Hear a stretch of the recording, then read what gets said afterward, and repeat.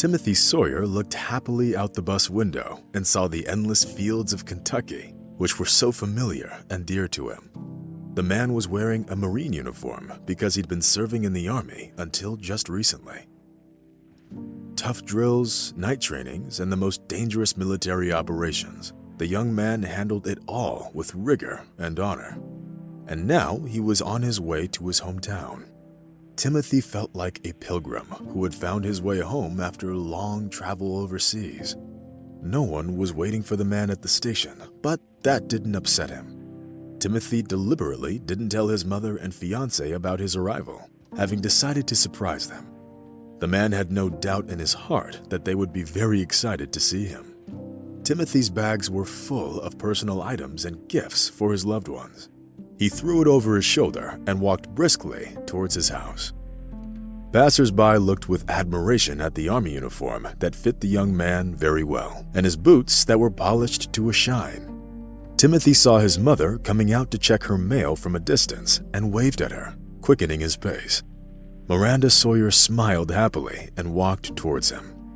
They hadn't seen each other for 2 long years, and the long-awaited meeting aroused the most tender feelings in their hearts. "Why didn't you call me, son? I would have cooked my signature turkey to celebrate your return. I still work as a cleaner, as you know, and never have time for anything. So now you'll have to do with bacon and eggs," Mrs. Sawyer remarked, pretending to be hurt. "You'll have your chance to cook me everything you want, including the turkey," Timothy answered, going inside the house. Nothing had changed in the house in the time of his absence. Everything was still in its place.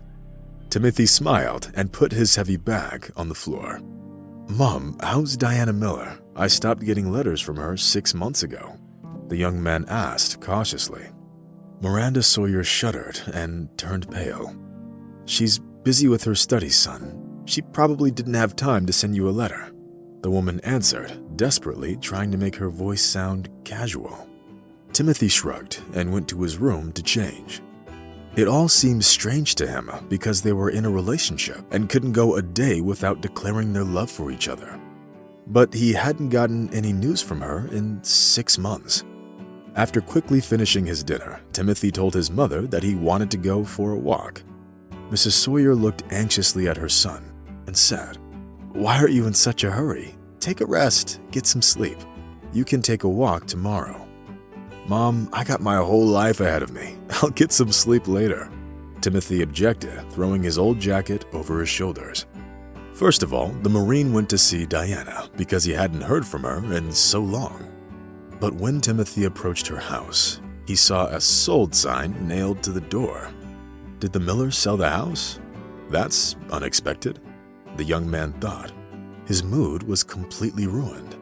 Timothy wandered aimlessly around the city, not knowing where to look for Diana. Suddenly, someone's strong hand touched his shoulder. "Hello, my friend. Welcome home." Timothy turned around and saw Tom Wilson standing in front of him. They used to play football in high school together. The Marine smiled and hugged his friend. Timothy was glad to see Tom, but he was still worried about his fiancée. "Hey, do you know where I could find Diana Miller? Did they sell the house and move?" Timothy asked casually. Timothy's question took Tom by surprise, and the man hesitated for a moment, not knowing what to say. Then he pulled himself together and replied, "I didn't want to tell you, but Diana is getting married today to a local rich man, Bill Sommers. The ceremony is being held at the restaurant on Main Street." The news Tom shared made Timothy feel dizzy. "What do you mean she's getting married? And what about me? We made a promise to each other," the young Marine exclaimed, clenching his fists. Tom felt very bad about having to share this unpleasant news with his friend, but he would have found out eventually anyway. After saying goodbye to Tom, the young Marine hurried to the restaurant where Diana and Bill's wedding was to take place. Deep down, Timothy hoped that his friend was mistaken and that it was all a big misunderstanding. But when the young man approached the restaurant, he realized that everything Tom said was true. There were many expensive cars in the parking lot, and tipsy guests had gathered by the entrance, laughing merrily. Given the festive atmosphere, No one even noticed when a man in a shabby jacket got mixed in with the crowd and quietly entered the venue. Timothy looked around, but he didn't immediately notice the wedding couple. Diana and Bill were standing by the stage and discussing something, gesticulating wildly. Timothy caught the eye of his ex-fiance, and the young woman understood everything without words. Tears filled Diana's eyes, but that didn't make her ex-fiance feel sorry for her. Wanting to find closure, Timothy climbed onto the stage and took the microphone. "I wish Diana and Bill all the best. May their lives be filled with love and devotion," the young man said with an emphasis on the last word. This phrase meant absolutely nothing to the other guests, and only Diana understood what the man was trying to say. She covered her face with her hands and wept softly.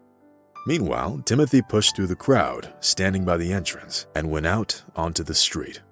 After the stuffiness of the restaurant, the evening air felt pleasantly refreshing, but even that didn't get the man's thoughts in order.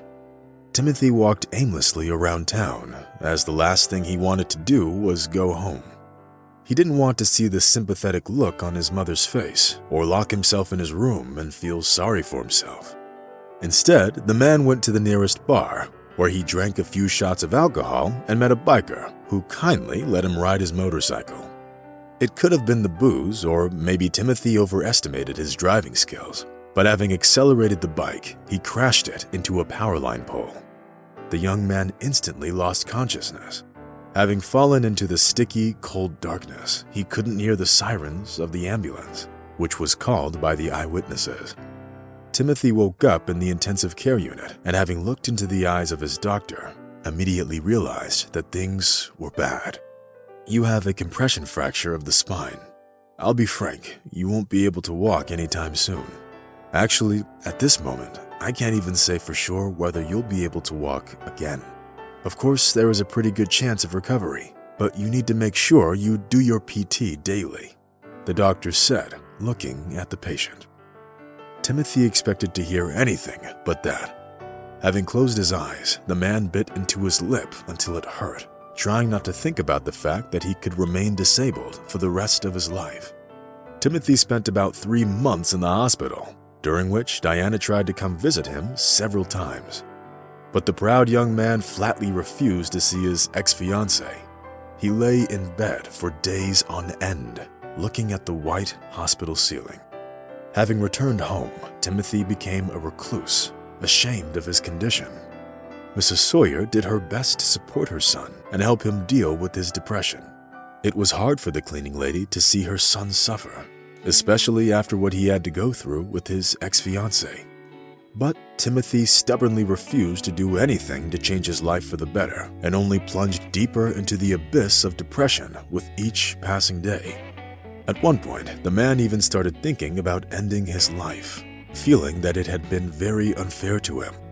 One day, Timothy sneaked out of the house in his wheelchair and headed for the river, where he planned to put an end to his insufferable existence.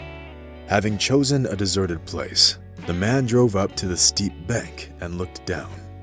He looked at the cold blue waters, which seemed very inviting to Timothy's tormented soul.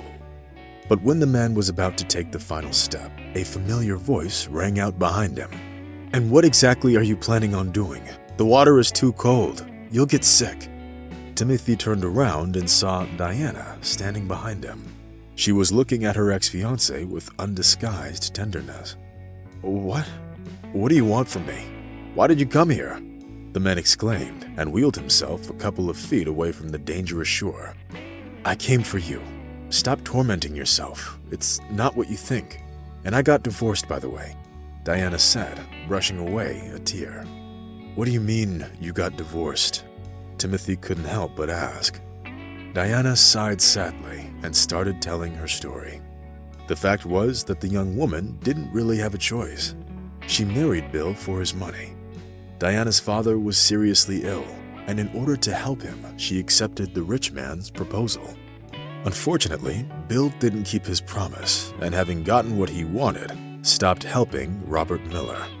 And a month ago, Diana's father died in a hospice.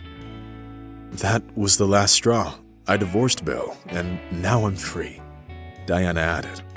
Timothy turned pale as he realized that in all this time, he hadn't even bothered to find out the true reason behind his ex-fiance's decision.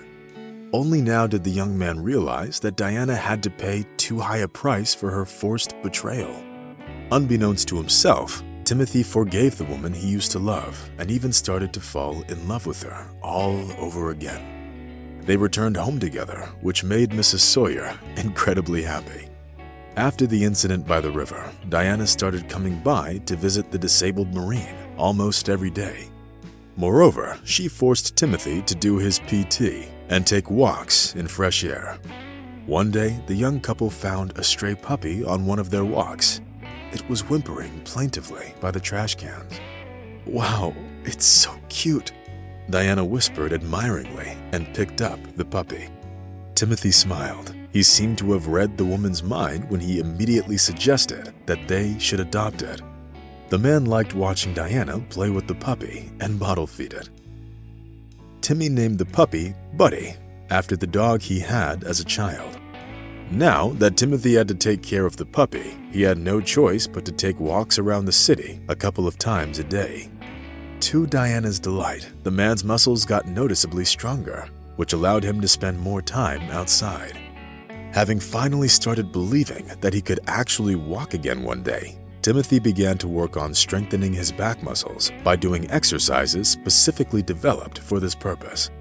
About 6 months into his rigorous training, the man was able to move his toes, which meant that there was progress and his condition was improving. Feeling a surge of strength, Timothy started training harder than ever, and a year later, he could already walk with the cane.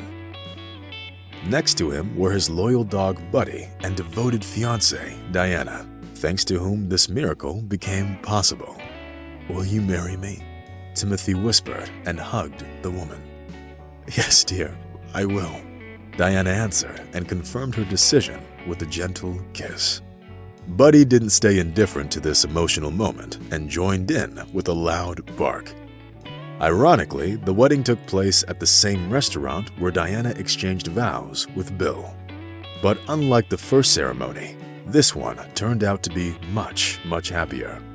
Looking at the happy couple, the guests were sure that it was a match made in heaven, which meant that the life of the newlyweds would always be filled with love, tenderness, and mutual respect.